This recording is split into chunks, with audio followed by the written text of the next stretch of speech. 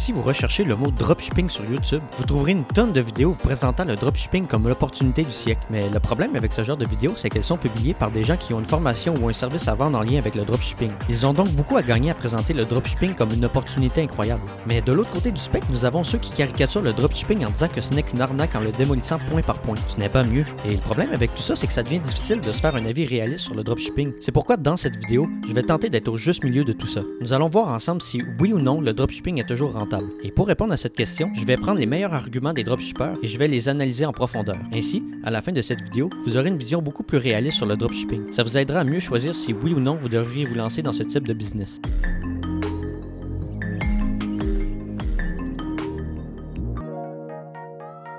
Le marché du e-commerce est en hausse chaque année. En 2019, le total des ventes était de 3,5 trillions de dollars et en 2020, on estime qu'il sera à 4,9 trillions. Le dropshipping est donc toujours viable et ça ne va qu'en s'améliorant. Cet argument semble convaincant, je dois l'avouer. Mais en réalité, lorsqu'on épluche cet argument pour voir ce qu'il se trouve au centre, on découvre une vérité surprenante mais assez évidente avec du recul. 3,5 trillions de dollars, c'est exact comme chiffre, mais ça représente tout le marché du e-commerce. Ça inclut donc les géants comme Amazon, eBay, Apple, Nike ou toute autre entreprise ayant fait des ventes en ligne. Le dropshipping, ça représente donc une partie infime de ce chiffre, une partie minuscule. Vous comprendrez donc que j'ai de la difficulté avec cet argument. Surtout que les gros joueurs de l'industrie comme Amazon ou eBay ne font que grossir et prennent des parts de plus en plus importantes du marché. Donc justifier le bon potentiel du dropshipping avec un chiffre qui représente toutes les ventes en e-commerce est selon moi très inexact et surtout non représentatif. Le fait que le marché du e-commerce est en croissance chaque année signifie aussi que le prix de la publicité en ligne augmente aussi chaque année. Mais ça, personne n'en parle bien sûr. Mais bon, au final, c'est vrai que les ventes en dropshipping augmentent chaque année. Ce qui nous amène au deuxième argument.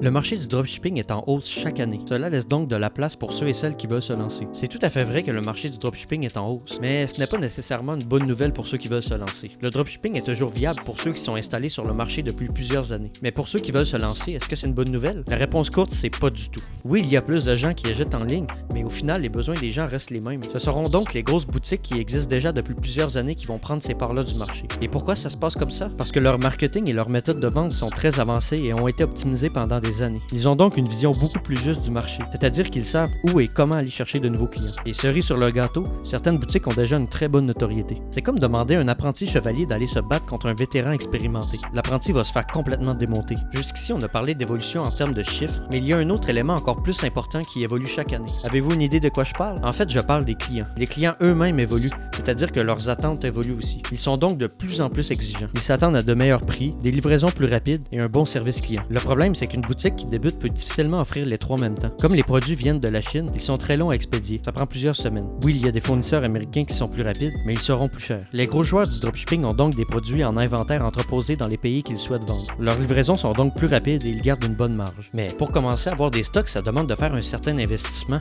et c'est pas tous les débutants qui ont les moyens de le faire. Le client n'aura donc aucun avantage à aller sur la boutique de dropshipping qui débute. Et comme les clients évoluent toujours, ils sont de plus en plus conscients de ce qu'ils peuvent avoir sur d'autres plateformes de e-commerce.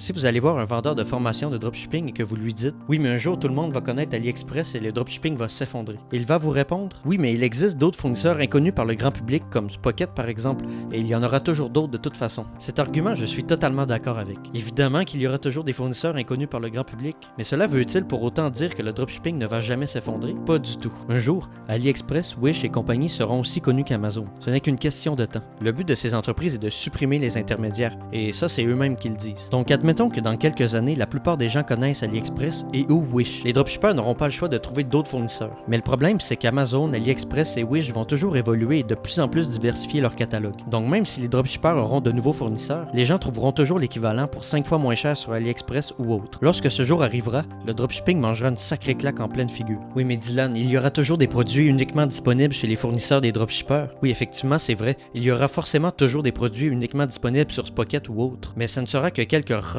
exceptions. Et combien de temps ça va prendre avant qu'AliExpress et Amazon décident de les vendre aussi? 1 mois, 6 mois, 1 an? On peut pas bâtir une entreprise solide et pérenne dans de telles conditions d'incertitude. Mais admettons que certains produits ne soient jamais disponibles sur Amazon ou AliExpress. Que pensez-vous qu'il va se passer? Énormément de dropshippers vont voir ça comme une opportunité incroyable et ils vont tous se jeter dessus. Mais si tout le monde essaie de vendre le même produit, les ventes vont forcément se diluer et personne ne va être gagnant au final. C'est comme si tu avais un gâteau à partager avec 100 personnes. Ce sera des parts minuscules que les gens mangeront.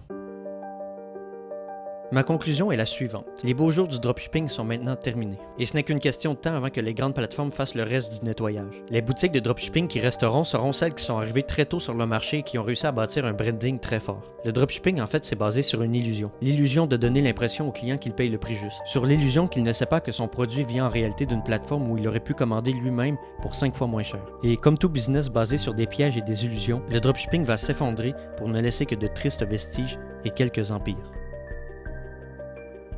Mais tout n'est pas perdu. Il y a toujours espoir de monter quelque chose de gros. Et si ça t'intéresse, j'ai une invitation à te faire. Je te propose de rejoindre mes contacts privés. C'est quoi ça? C'est un groupe de personnes à qui j'envoie chaque matin à 7h30 un email qui leur apprend comment lancer un business en ligne même si on est jeune et sans expérience, des stratégies pour trouver régulièrement des nouveaux clients et des méthodes pour multiplier par 10 sa productivité pour accomplir plus en moins de temps. Pour nous rejoindre et ne plus rien rater, clique sur le premier lien dans la description. Et puis si tu te demandes de quel business on va parler, je te propose d'écouter la vidéo qui s'affiche juste là. Si tu as aimé cette vidéo, n'hésite pas à t'abonner pour ne pas rater les prochaines. Sur ce, on se dit à très vite dans une prochaine vidéo. C'était Dylan. Ciao!